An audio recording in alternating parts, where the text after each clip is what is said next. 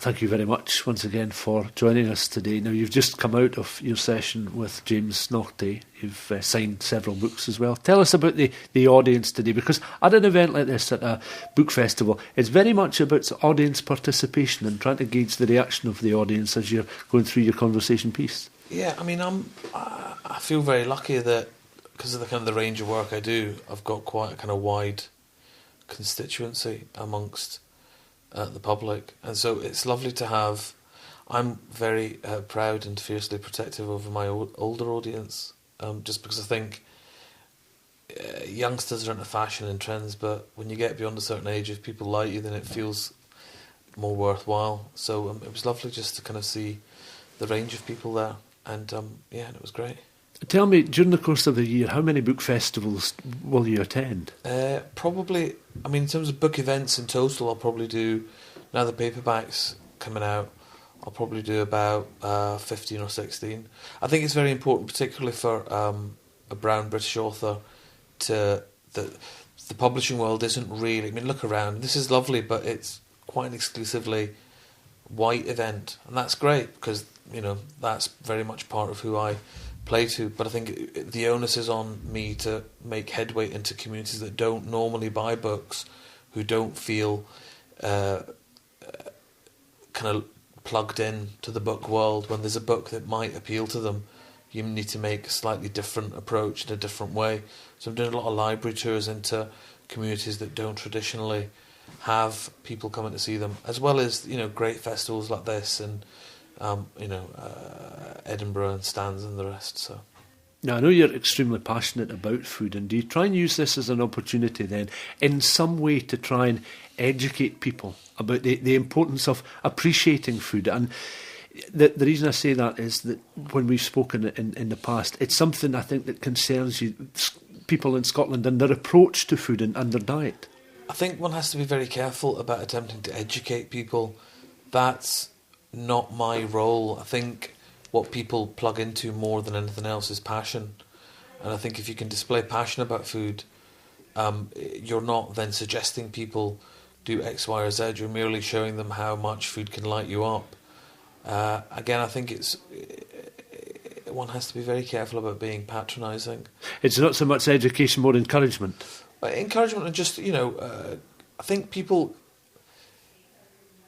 need encouragement sometimes to kind of, you know, think new things. It takes the slightest bit of impetus from an external source to kind of set you on your way, you know. And I think if there's anything I can do, but also, I'm there to entertain and, you know, sort of make people think, and also introduce them to the joys of corduroy. So, you know, I have a broad brushstroke approach. And you're talking there about corduroy. Interesting attire today in terms of a lot of beige suits, a lot of Man from Del Monte outfits here today. Yeah, apparently they were all saying yes. So I was very happy with that. Yeah, there was a lot of clearly fashion's high up on the agenda in the Borders, because that Spring Summer 09 look has really taken me by surprise. Now, obviously, over the last couple of years, you've been heavily involved in writing books, very much expressing your passion about food. But give us an idea of some of the other projects that are in the offing and what we'll expect you to see you do in the coming months. Well, I've got I did a homelessness project for BBC One that's on telly, 23rd, 24th of June, which is homelessness is an issue that I've been very interested in trying to understand, with a view to attempting to solve society's problems with regard to homelessness. So that's out. I've just done a Radio 4 project on rivers, by the Clyde, the Mersey and the Liffey. I've got more radio work coming out, kind of one-off documentaries here and there, and I'm talking to the BBC about a big food series for next year. Another recipe book to write.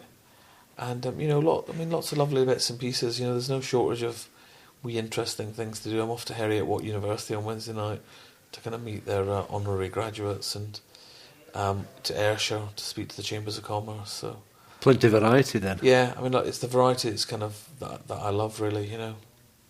And when do you head away? You're in the Borders for another hour or so, and then it's been a pretty quick, pretty swift visit for you. I was here all day yesterday, you know, and I don't know. I just think as soon as I get a few days off, I'll probably. I've got a day off. I've got a Saturday off in the middle of my festival show, So there's every chance I'll probably drive down to the borders and kind of dip my feet in the Solway. And of course, well, the Edinburgh Festival you're touching on there, I mean, that's Yes. something that I guess every August you will set aside time to take part in the Well, this festival. is my first August of doing a show. I've never done a stand-up show before, so I've luckily kind of managed to get a space at the Gilded Balloon, and so it's going to be really interesting to see how that goes down. And if it, we're planning 2 mini tours for 2010 as well, kind of a wee spring tour, and then a bigger autumn tour 2010, which will probably mean another show Edinburgh next year. So sort of from a slightly drunken idea of doing a food show in Edinburgh, I realise I've planned out the next 18 months of my life with a DVD. So it's effectively a springboard to a busy year next year for you. Yeah, I mean, the important thing for me is to engage with those people that are kind enough to turn up today and interested enough. It's such a nice feeling to kind of share a space with them that I kind of want to do more things like that, so that the live show enables me to meet more people and just feel not so dislocated from the audience, because that's who you do it for. I don't do it for TV executives. I do what I do for people that want to hear. But certainly judging by the crowds here to see you today, you've certainly got quite a following. Well, it's massively humbling, I'm just astonished that, 2 or 3 people turn up, and the fact that there was nearly 400 in there, it's an amazing feeling, and it's a weird thing. It feeds your desire to succeed and do more, and that's who you do it for. And it's and it means, I can't pretend it doesn't mean more because it's home, Events in Scotland always mean much more to me, because it's nice to be kind of, when your own people kind of take you under their wing, it means a great deal more, actually, and that's just the truth. I don't quite know why that is, but it is a lovely feeling.